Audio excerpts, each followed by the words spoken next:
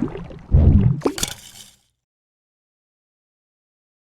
semuanya, jumpa lagi di channel Aksara di Nusantara. Aksara di Nusantara adalah sebuah media yang dikembangkan oleh komunitas pegiat aksara yang ingin memperkenalkan kepada masyarakat bahwa Indonesia itu begitu kaya akan hazanah keaksaraan. Selain di YouTube, kamu juga bisa mengikuti konten-konten Aksara di Nusantara di website, Instagram, halaman Facebook, ataupun grup Facebook.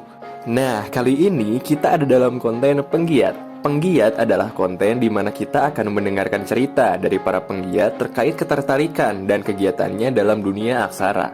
Kali ini kita akan menyimak cerita dari Pak Willy Ngapon. Pak Willy Ngapon adalah seorang penggiat aksara. Di sosial medianya, dia sering mengulas terkait aksara Sunda. Bahkan, beliau juga meminati pembahasan-pembahasan aksara Nusantara hingga dunia. Sekilas, kami mengenal Pak Willy adalah seorang penyusun buku dalam aksara Sunda dengan judul Si Cimeng. Biar kita kenal lebih dekat, mari kita ngobrol dengan Pak Willy.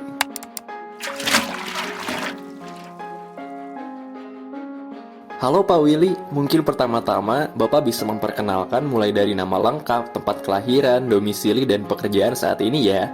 Nama saya Willianto Wirawan Ngapon. Saya lahir di Bandung tahun 1978.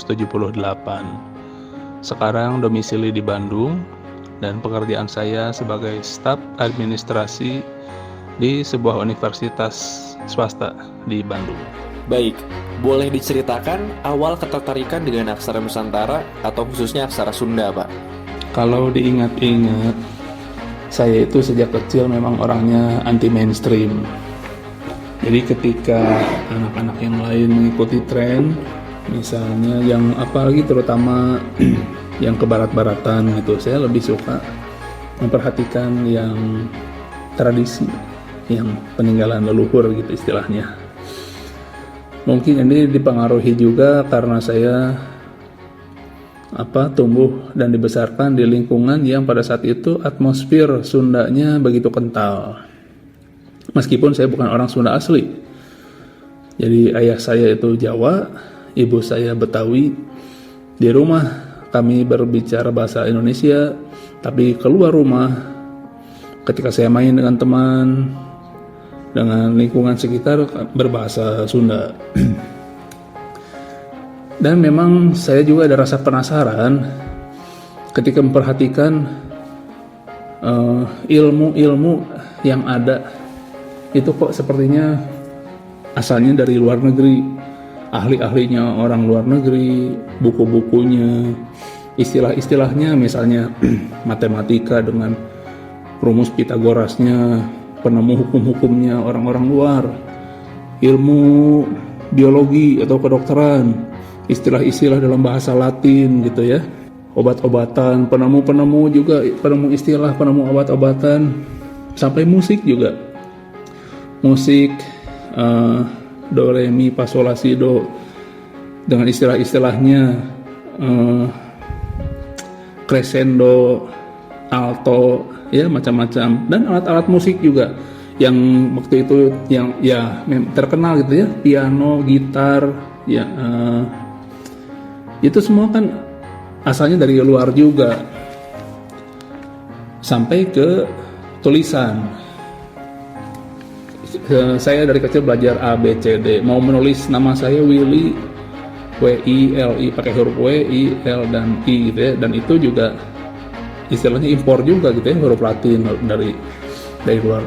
Nah, saya berpikir kalau leluhur kita, nenek moyang kita dulu itu sebelum ada A, B, C, D menulisnya bagaimana? Lalu sebelum ada ilmu musik, do, re, mi, fa, sol, la, si, do, itu mereka nyanyinya bagaimana gitu. Ya, mengerucut ke aksara saja ya, ke bahasa dan aksara. Ya, singkat cerita saya menemukan, ya itu masih dalam pengetahuan yang terbatas waktu itu juga, bahwa ada aksara-aksara, karena saya keturunan Jawa ya, waktu itu saya dapat informasi ada aksara Jawa, Hana Caraka, dan saya memang belajar langsung kepada mbah saya, kepada kakek Mbah Kakung, kakek saya. Ya, saya manggilnya Mbah karena memang kami keluarga Jawa. Saya mulai belajar dengan Mbah itu selama 1 minggu berturut-turut, setiap hari dipraktekkan oleh Mbah, diajarin huruf Hana Caraka, saya tulis dan saya hafalkan, saya pelajari, lalu saya praktekkan, saya tulis di semua bagian rumah. Bantal saya tulisin pakai aksara Jawa, bantal, guling, kasur, kusen, ember, semua bagian rumah saya coret-coretin, saya tulisin pakai aksara Jawa. Dan memang saya sendiri punya istilahnya, punya sifat yang memang menyukai keragaman, semua keragaman yang ada di Indonesia, semua suku, ya saya hargai, saya sukai, saya kagumi gitu,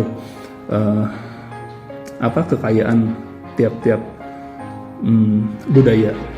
Lalu ya, dalam pengetahuan saya yang terbatas itu, waktu itu kan di tahun 80-an, waktu itu masih berkembang aksara Sundanya yang cacarakan. Nah, pemikiran saya itu pertama antara aksara Sunda dan Jawa itu sama, atau Sunda yang meniru Jawa gitu. Waktu itu anggapan saya. Jadi saya berpikir aksara Jawa lah yang lebih asli gitu. Jadi sejak masa remaja saya sudah, ya saya boleh katakan menguasai dalam kapasitas waktu itu saja ya. Jadi saya sudah lancar. Ketika bikin, ya dalam tanda kutip contekan, maksudnya zaman dulu misalnya kalau kita mau bernyanyi kan suka sambil lihat teks nih. Kalau zaman sekarang kan tinggal lihat HP, tinggal megang HP, lihat syair, lihat lirik. Kalau dulu kan bikin catatan-catatan. Nah, saya pakai aksara Jawa. Ya teman-teman yang mau ikut lihat, kamu mau pakai aksara Jawa, jadi aku nggak bisa ikut lihat gitu. Nah, kalau untuk contekan pelajaran ya, itu saya boleh saksikan bahwa saya tidak pernah, bahkan tanpa ada yang melarang, tanpa ada yang mengajari, bukan oleh mbah saya juga, dari saya sendiri, entah dari dalam diri saya sendiri aja. Pokoknya ketika saya mempelajari aksara Jawa ini, untuk menuliskannya, saya ada komitmen sendiri, ini tidak boleh dipakai untuk hal-hal yang tidak baik, tidak boleh nulis kejelekan orang misalnya, ataupun dipakai untuk, yaitu tadi misalnya bikin contekan kalau untuk jawaban ulangan, seperti itu. Pokoknya itu ada dalam diri saya seperti itu, bukan tidak ada yang melarang, tidak ada yang sampai mewanti-wanti juga. Pokoknya untuk yang baik-baik saja untuk menulis aksara Jawa itu. Oh iya, saya sambung lagi. Itu kan tadi baru aksara Jawa dan Sunda ya. Lalu untuk aksara Nusantaranya sendiri, jadi kembali ke sifat saya yang anti mainstream itu. Nah, sebelum saya mempelajari aksara Jawa dari mbah saya itu, dari kepenasaran saya kan, dari yang anti mainstream itu kan saya ingin hal yang berbeda gitu ya. Dari huruf Latin yang saya kenal, saya pengen punya tulisan yang beda gitu ya, yang tidak banyak orang tahu. Ya memang waktu itu juga kan sering lihat juga film India dengan tulisan Dewanagarinya. Waktu itu sih belum tahu namanya Dewanagari dan belum tahu juga cara membacanya, belum ada akses, belum terbuka akses waktu itu. Saya juga masih kecil. Tapi saya kan suka baca-baca buku juga. Dulu mah ada istilahnya, ada buku pintar, ada beberapa jilid, ada 2 jilid. Maksudnya ada seri nasional, ada seri internasional, ada junior, ada senior. Di situ juga ada satu bagian tentang aksara-aksara dunia. Nah, di situ saya ngarang sendiri. Sebenarnya basicnya dari huruf Yunani juga. Lalu saya bikin abjad sendiri. Ya, ini bukan menciptakan abjad sih ya, ini ngarang aja apa yang bisa saya ketahui. Jadi saya kalau nulis iseng-iseng pakai huruf itu. Yang saya ingat itu kalau nggak salah itu dari Etruska istilahnya. Etruska, ya hurufnya mirip Yunani juga karena ada huruf alfa, beta, gamma dan seterusnya. Nah, ketertarikan untuk aksara Nusantara ya kalau dibilang tertarik sih memang dari awal ya sudah ada punya rasa ketertarikan gitu. Kalau nonton pertunjukan-pertunjukan semua daerah saya suka, saya bisa ikuti, saya bisa apresiasi. Mau keseniannya, tariannya, nyanyiannya, gambar-gambarnya gitu, lukisannya, karya seni rupanya, patung juga, ya aksaranya, badan bahasanya juga saya tertarik untuk mempelajari, bahkan istilahnya mengoleksi. Dulu saya punya mengoleksi daftar abjad dari berbagai daerah. Nah itu kan belum zaman internet juga, saya tuh pengen banget bisa nemu temen lah. Kalau sekarang kita bisa istilahkan komunitas, ya teman yang bisa bertukar inilah pengetahuannya, lalu kita berkomunikasi dengan aksara-aksara tersebut. Dan ini baru terwujud ya beberapa tahun kemudian, ketika saya sudah dewasa, sudah ada internet, sudah main Facebook gitu, baru saya menemukan ada grup-grup dan ternyata ada aksara Sunda baku gitu. Jadi saya sebenarnya juga hanya sebagai pengikut ini. Dan bahkan saya senang sekali, dan itu juga jadi kerinduan saya juga ketika aksara Sunda ataupun aksara Nusantara yang lain juga bisa tampil di media elektronik, di komputer, di HP, di layar-layar gitu, seperti huruf Jepang, huruf Korea, dan yang lain-lainnya yang sudah lebih dahulu muncul di layar. Nah, keduanya saya suka. Bisa ngetik gitu ya, bisa diketik, bisa di-upload, bisa diposting. Karena kalau saya nulis manual, tulisan tangan saya itu jelek, Mas. Jadi kan ada di Facebook ada grup belajar menulis manual. Saya salah satu anggotanya, tapi saya nggak pernah posting yang tulisan tangan saya. Malu, yang lain lebih bagus-bagus, rapi-rapi. Nah, saya justru senangnya aksara Sunda bisa diketikkan tuh ya karena bisa ditampilkan, bisa diperlihatkan ke orang-orang nih aksara Sunda. Kalau pakai tulisan tangan saya, malah jelek, malah orang malah nggak suka gitu. Justru keindahannya itu muncul dari aksara yang muncul di ketikan itu. Wah, keren ya. Lalu gimana ceritanya Pak Willy sampai kepikiran untuk mewujudkan buku dengan aksara Sunda, Pak? Jadi setelah saya main Facebook dan ketemu komunitas aksara ya, komunitas aksara Sunda dan aksara lainnya, singkat cerita gitu ya. Di situ kan saya ketemu justru mereka lah tokoh-tokoh yang sebenarnya, mereka yang ahli filologi, mereka yang menggagas font gitu, dan yang mengusahakan bahwa supaya aksara itu bisa muncul di media elektronik dan juga media online seperti Kang Dian, lalu ada Ki Basajan, Kang Ilham, ya dan lain-lain. Dan dari Facebook juga ada grup WhatsApp-nya, ada grup Telegram juga. Berangkat dari situ, dari aksara Sunda, ada juga grup aksara Jawa, ada juga grup aksara yang lain, bahkan juga aksara dari negara lain. Saya ketemu dan berteman secara online dengan mereka, berkenalan dan menambah wawasan saya. Contohnya untuk aksara Jawa saja, saya baru tahu kemudian bahwa ternyata aksara Jawa juga ada. Kan kalau secara awam itu Hana Caraka itu udah disebut aksara Jawa kuno gitu. Ternyata ada lagi yang lebih kuno gitu dari aksara Jawa yang Hana Caraka ini gitu. Dan si Hana Caraka sendiri juga ada paugerannya lagi beda-beda. Dan yang saya pelajari dari mbah saya juga baru tahu kemudian bahwa itu disebut Seribu Dari. Ada Seribu Dari, ada Mardikawi gitu. Dengan aturan-aturannya yang berbeda. Itu wawasan saya semakin bertambah. Lalu sarana media sosial juga kan sebagai sarana promosi juga ya, selain para pengguna medsos itu mengupload gambar-gambar atau tulisan-tulisan aksara, ada juga yang mempromosikan buku beraksara Sunda. Waktu itu yang pertama kali saya beli ya, entah itu buku yang pertama atau sebelumnya sudah ada, itu adalah buku Rajatan Paingan miliknya Kang Ilham. Ya di situ saya excited, ada yang menawarkan buku tersebut, saya beli gitu, saya mau beli.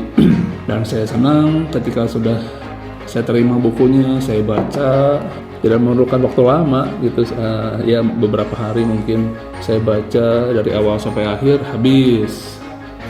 Lalu ada lagi Teh Usi, ya, Susilawati, dia juga mengeluarkan buku beraksara Sunda, tapi kalau Kang Ilham kan bukunya itu merupakan aslinya itu buku dongeng yang pernah sudah diciptakan sudah lama, yang sudah diterbitkan sejak lama, sejak zaman Belanda, dicetak ulang atau diterbitkan ulang dalam bentuk aksara Sunda. Lalu yang diterbitkan oleh Teh Usi itu juga karangan orang lain, novel orang lain yang diaksara Sundakan oleh beliau dan diterbitkan. Nah, saya beli juga buku Teh Usi, sudah ada 2 buku yang saya beli dari dia. Sudah habis saya baca, saya ingin ada lagi ya, waktu itu belum ada lagi buku yang berikutnya.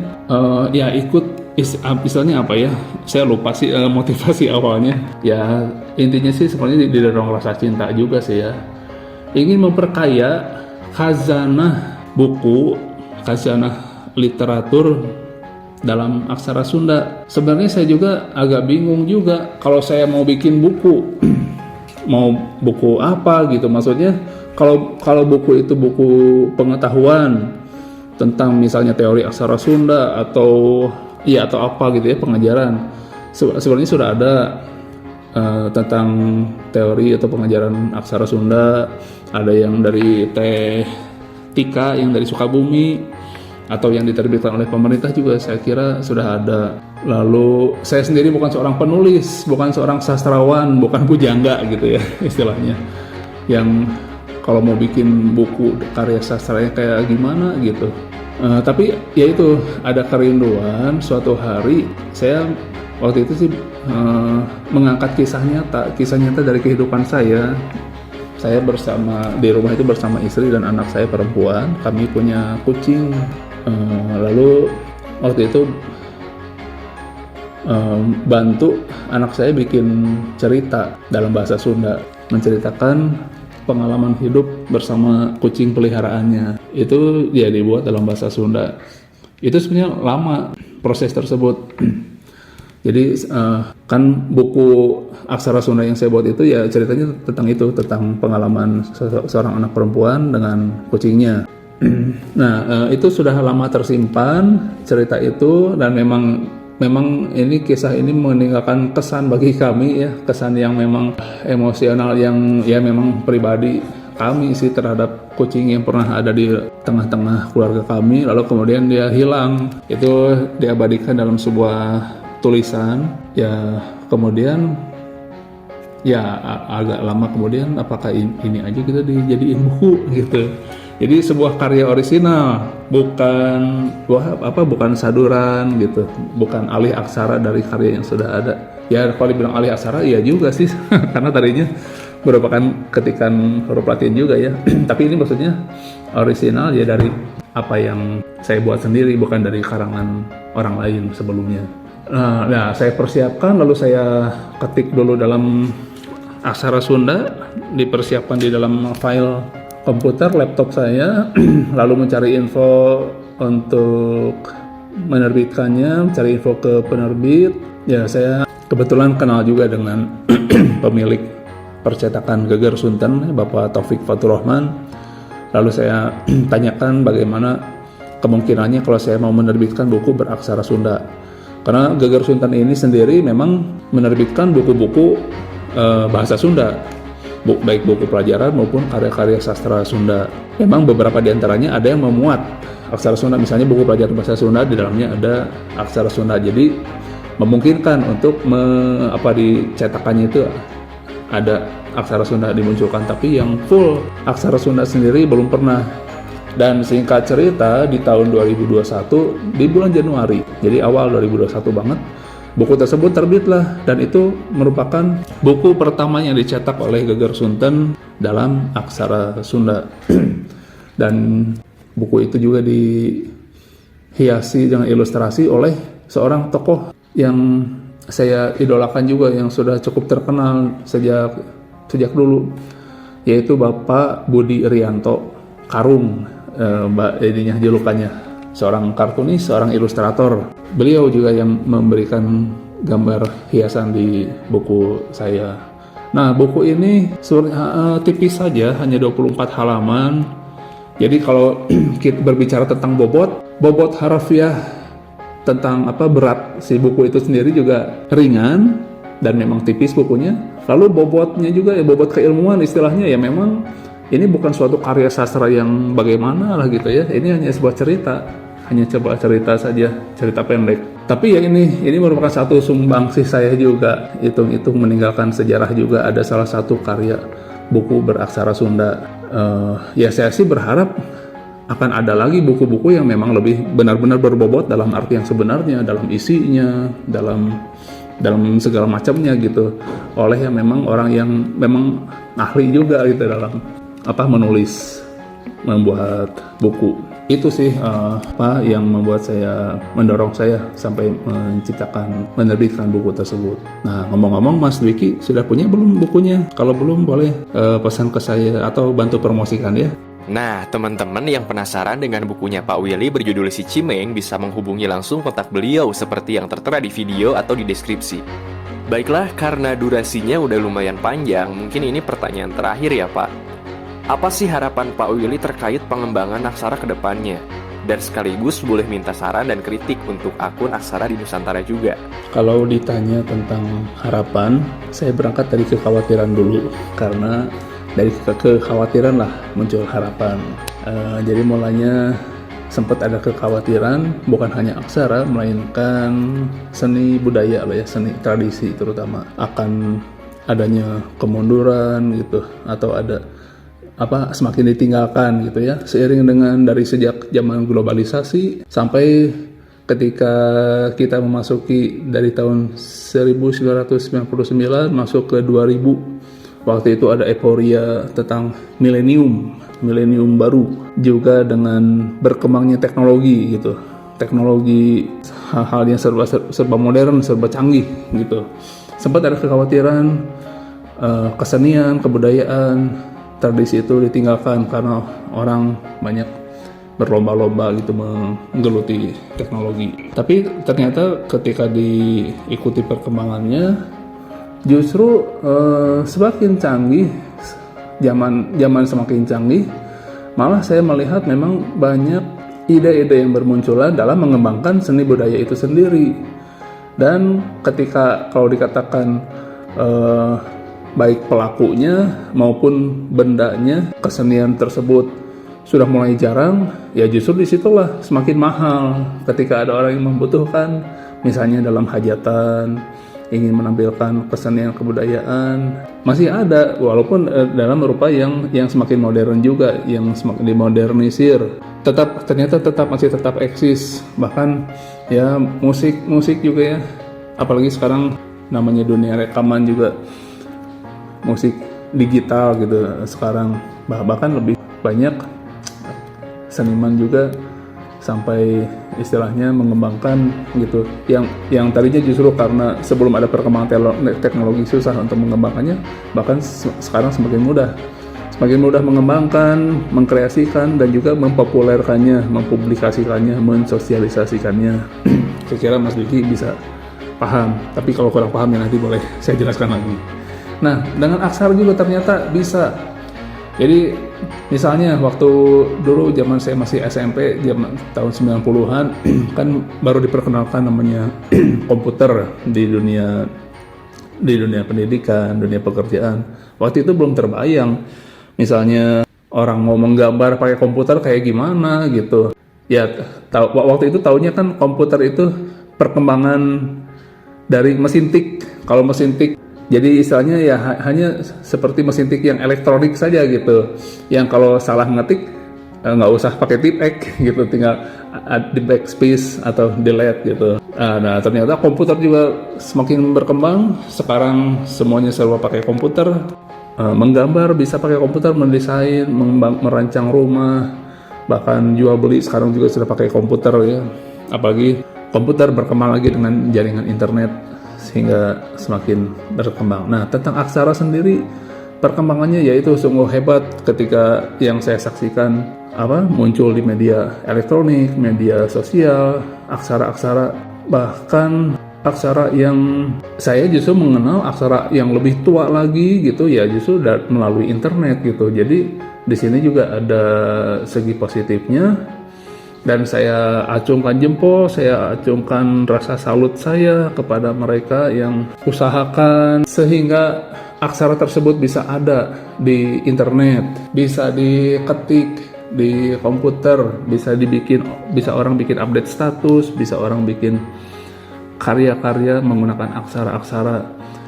Ya, mereka yang mengusahakan Unicode, mereka yang mengusahakan apa gitu ya supaya bisa muncul yang diperjuangkan, yang sedang diperjuangkan supaya aksara-aksara tersebut bisa hadir. Nah, itu harapan saya akan semakin banyak lagi, bahkan oleh generasi-generasi yang lebih muda. Untuk itulah saat ini saya mengambil bagiannya ya memperkenalkan saja, mengkampanyekan istilahnya. Saya bukan ahli aksara juga, saya hanya pengikut, pecinta dan penggiat. Nah, yang ikut menyosialisasikan. Sekarang sudah bermunculan grup-grup aksara untuk berdiskusi. Nah, sayang sekali di grup itu, misalnya baik di aksara Sunda maupun di aksara Jawa, banyak masuk anak-anak sekolah, anak SMA, anak kuliah juga mungkin ada. Anak SMA, SMP, SD juga ada. Join itu grup, tapi hanya bukan mau belajar, tapi malah nanya tugas. Kak, tolong dibantu ini apa artinya? Kak, ini tolong disuruh menyalin aksara. Aduh, kalau kayak gitu malah jadi mundur dong. Ini justru yang disayangkan. Jadi mereka kan dikasih tugas oleh gurunya. Mestinya kan gurunya ngasih dulu teori sebelumnya. Ketika anak itu merasa kesulitan atau nggak ngerti, harusnya tanya ke gurunya. Jangan cari jalan pintas, jangan malah jadi pelarian gitu. Nah, inilah orang memanfaatkan internet. Memang tidak bisa dipungkiri ada anak-anak yang mengerjakan tugas cari jawaban di Google. Tapi kalau sengaja masuk ke grup untuk menanyakan jawaban tugas, ya langsung saja saya tegaskan, grup ini bukan untuk orang nyari jawaban. Mari belajar. Kalau kamu nggak ngerti, saya jelasin sini. Bahkan ada yang sampai mungkin malu nanya di grup, sampai japri ke saya ajak ini, kalau nggak Zoom, Google Meet. Ayo saya jelasin gitu. Kamu nggak ngertinya di mana? Ya, jadi itu harapan saya untuk perkembangan aksara. Semoga anak-anak yang sekarang anak-anak yang join itu bukan hanya mau cari jawaban tugas, mencari supaya dia bisa ngerjain tugas guru dapat nilai, tapi semuanya bisa paham. Generasi muda juga dapat memahami aksara-aksaranya, yang orang Sunda dan aksara Sundanya, aksara Jawa orang Jawa aksara Jawanya dan seterusnya, dan ikut melestarikan, ikut mencintai, bahkan mengembangkan seiring dengan perkembangan teknologi. Saya tidak tahu nanti teknologi akan seperti apa lagi, namun saya yakin aksara daerah akan tetap eksis, yaitu memang tanggung jawab dari manusia-manusianya sendiri. Untuk akun ADN sendiri, Aksara Nusantara, untuk tiap-tiap pribadi yang ada di dalamnya maupun sebagai organisasi misalnya, saya sendiri kurang tahu ya sejauh mana ini pergerakannya ADN, tapi saya juga pertama saya betah ada di grup tersebut. Mari kita sama-sama mengkampanyekan, memperkenalkan aksara-aksara yang ada di Nusantara dan juga ikut istilahnya mengedukasi juga gitu. Ya, semangat terus saja kita sama-sama Mas Dwiki dan teman-teman di ADN, kita kembangkan terus apa ide-ide yang muncul, mungkin yang sekarang belum terpikirkan, tapi kalau kita berkumpul, kita banyak berkomunikasi, akan keluar gitu apa yang mau kita kerjakan. Mari kita semangat terus. Ulah eureun kampanye Rahayu Aksara Nusantara. Hatur nuhun. Hatur nuhun juga Pak Willy. Nah teman-teman, jadi itulah cerita tentang Pak Willy dan dunia aksaranya. Kalau kamu punya usul siapa lagi penggiat aksara yang ingin kamu dengar ceritanya, silahkan tulis di kolom komentar. Jangan lupa dukung terus kami agar tetap semangat berkarya dengan cara like dan subscribe di akun ini. Atau bisa juga dengan melakukan pembelian kaos-kaos aksara atau produk-produk lainnya yang ada di toko Bahno. Bahno adalah mesin penggerak utama dari konten-konten Aksara di Nusantara. Produknya bisa kamu cek di website atau di Tokopedia dan Shopee. Apresiasimu dalam pembelian produk Bahno akan melancarkan produksi video di channel ini.